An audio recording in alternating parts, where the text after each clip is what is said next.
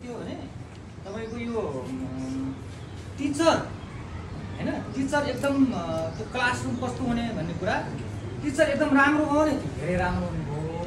teacher अलिक कमजोर भयो भने त्यहाँनेर त्यो कमजोर हुन्छ यो सिस्टममा के छ भने लगभग उस्तै हुन्छ टिचर चाहिँ त्यहाँ चेन्ज भएर त्यति धेरै फरक चाहिँ पर्छ धेरै फरक पर्छ हुन्छ नि कहिलेकाहीँ जस्तै हाम्रो क्लासहरुमा तपाईको टिचर एकदम राम्रो भयो भने उसको त्यो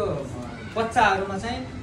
त्यो राम्रो खालको उले त्यही किसिमले दिइरहेको हुन्छ बच्चाहरुमा त्यो लर्निङ चाहिँ हैन राम्रोसँग उले त्यहाँ ट्रान्सफर भइरहेको हुन्छ हैन तर यो हाम्रो जुन सिस्टमले के भन्छ भने त्यो के भन्छ धेरै एकदमै ओभर स्मार्ट पनि होइन है चाहिने भन्दा बढी पनि जान्न आवश्यक छैन भन्ने चाहिने भन्दा एकदमै धेरै जाने काम छैन है त्यो बच्चाको लेभल अनुसार हैन कति समस्या त्यो जस्तै कहिलेकाहीँ कस्तो हुन्छ भने त्यो टिचर एकदमै ट्यालेन्ट भयो भने उले चाहिने भन्दा धेरै हैन एकदम बढी नै दिन सक्छ अब फेरि कस्तो हो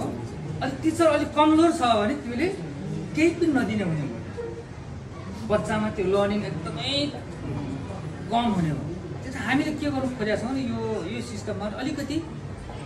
बीच बाटो लग्ने फर एक्जाम्पल हजुर लाइक भन्न खोजेको जस्तै त्यो सिस्टम हुन्छ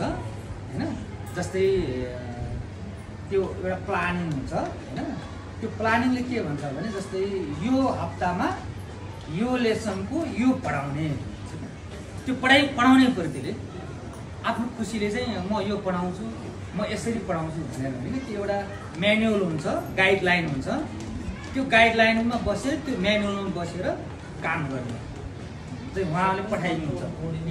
यो हप्तामा यो चिज पढाउनुहोस् हैन यसरी पढाउनुहोस् भनेर त्यो गाइडलाइन आउँछ विशेष गरी त्यो म्यानुअल अनुसार त्यो आउने कहाँबाट हजुर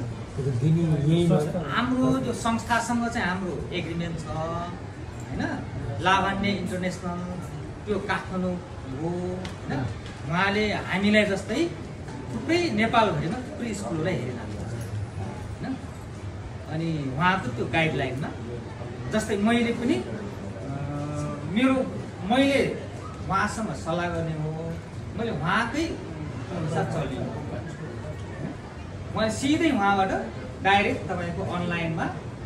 जस्तो कोअर्डिनेटरहरुसँग टिचरहरुसँग डाइरेक्ट उहाँको हुन्छ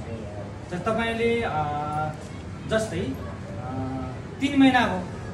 3 महिनामा तपाईले के पढाउनु भो कसरी पढाउनु भो हैन के गर्नु भो अनि बच्चामा के तपाईले सिकाउनु भो के समस्या भो भन्ने कुरा तपाईले त्यो कुनै गर्नुपर्छ उहाँले अनलाइनमा प्रेजेन्टेसन नै गर्नुपर्छ त्यो देखाउनै पर्छ उहाँले त्यो पुरै देखाउनुपर्छ एउटा उहाँले त्यो स्लाइड बनाएर हरेक टिचरले मैले यो पढाएँ यसरी पढाएँ यो समस्या आयो अनि त्यसो उहाँहरूले त्यहाँनिर फिडब्याक दिनुहुन्छ अनि उहाँहरू आउनुहुन्छ आएर उहाँहरूले क्लासरुममै बसेर टिचरले त्यहाँ पढाइरहनु भएको त्यहीँ बसेर कसरी पढाउनु भएको छ त्यो ट्र्याकभन्दा बाहिर जानुभयो कि भनेर उहाँहरूले त्यो हेर्नुहुन्छ जस्तो वर्षमा 3 पटक आउनुहुन्छ अरू बेला चाहिँ तपाईँको मन्थली रिपोर्टिङ भएर आउनुहुन्छ त्यो हो अलिकति गोपनीय भन्दा अलिकति फरक किसिमले गर्नु